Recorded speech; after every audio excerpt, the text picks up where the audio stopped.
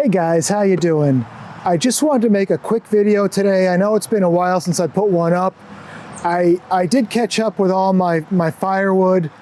I mean, I still don't have enough for this winter, but I split everything I had.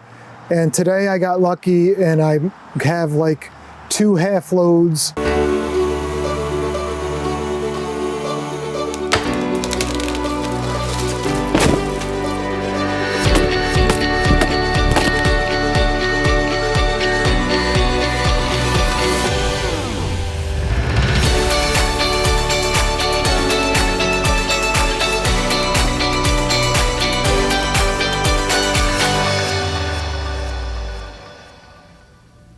I was driving by the place that I get the firewood from today, and I saw all these beautiful, they were like 6 feet long. 2 guys were unloading them from a trailer, and it was just beautiful, beautiful stuff. And this is Betula lenta, which is called a black birch. And there was also some of this stuff over here, and this one here. So this is Betula allegheniensis, the yellow birch, and you'll see this growing like in swamps a lot around here. And then this here is Betula lenta, the black birch. And the reason I basically chose the black birch over the yellow birch was because the yellow birch, I think because it grows in water, it was like twice as heavy. So I thought it would be less strain on my back to go with the black birch. And also I'm pretty sure it's going to dry out quicker. So right here, this is my second load of wood. And the first load, I actually just brought the little top handle battery saw. And then this load, I did bring my 036. So some of these are up, 11 to 12 inches in diameter. So like I said, I had the battery saw this morning when I got my first load. So the wood you're seeing over here, this is what I picked up on my first load. And this wood over here, this is basically one battery, one 5.2 amp hour battery, and this little bit over here on the Husqvarna T535. I think it's a T535. Yeah, it's a T535i XP.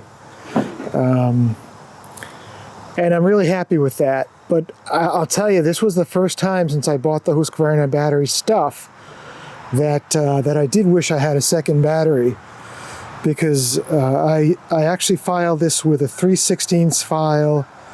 I had the depth gauges dialed in, and this saw has been going through this this black birch like butter.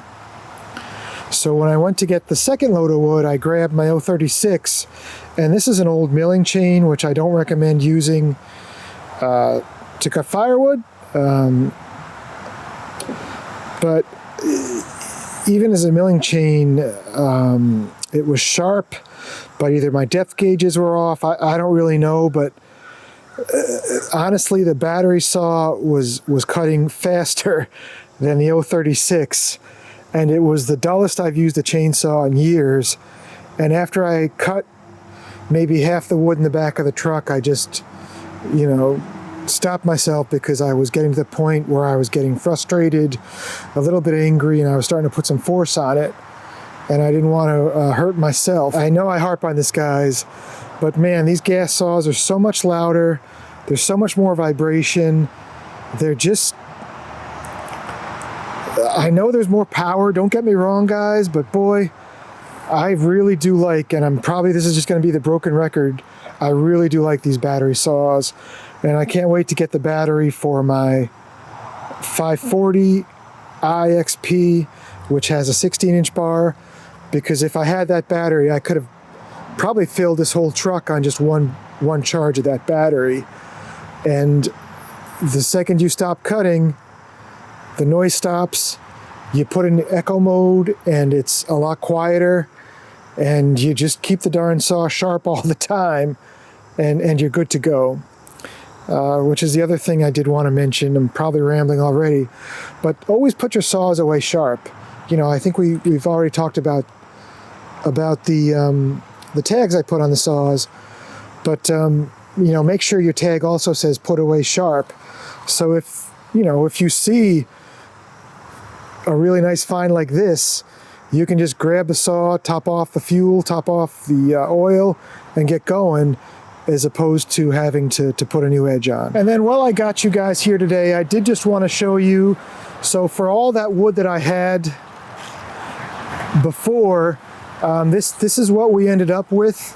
And this pile over here is all the wet stuff, which may, but most likely won't be ready to burn by the end of the winter.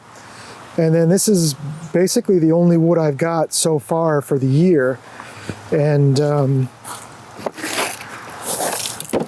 I just threw the tarp on top of it. But you know, this stuff I feel pretty good is going to be ready, because it was pretty much seasoned when I cut it. It just had to dry. And it's gotten to the point now where if a branch falls in the yard, I go grab it and put it under as well. So this housing I didn't get as fancy.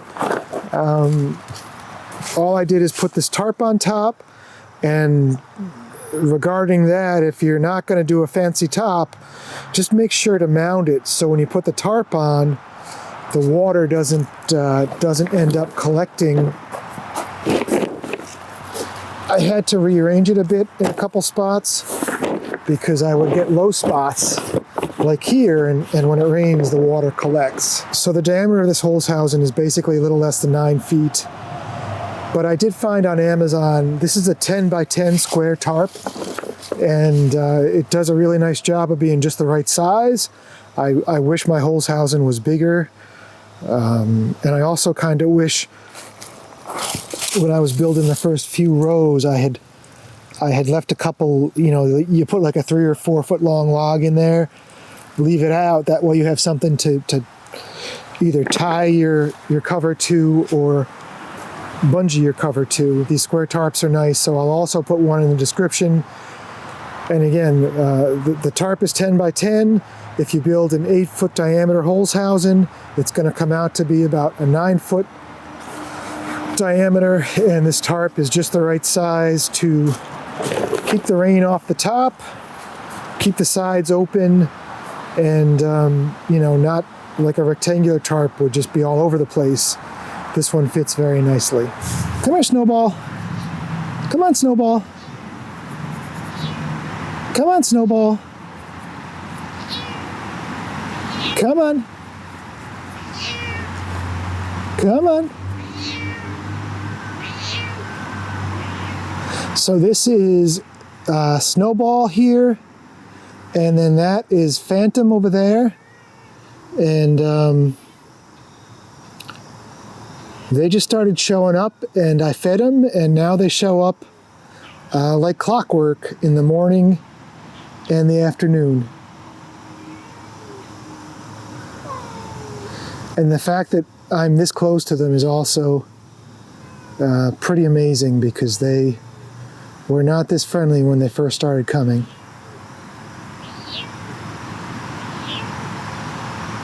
So there's Phantom. And I think it's a good sign when they roll over like that. And then Snowball is definitely a little bit more, I don't want to use the term friendly, just accustomed to people, let's say. But Snowball's right over here. Yet again, battery saws are amazing. Can't wait to get the bigger battery for my 540i XP. And Firewood's pretty amazing too. I'm looking forward to splitting this stuff, because I think that this Betula lenta, what did we decide that was called? Black birch. I think that this black birch is going to, it's going to be a lot of fun to split. It looks pretty straight grained, and I don't think I'm going to have to even start the log splitter. So thanks for watching, guys, and we'll see you soon. Take care. All right, guys. Well, there is the end result of today's efforts. It's not everything I need, but it's a start. And sometimes a start is all it takes. Have a good one, guys. Bye-bye.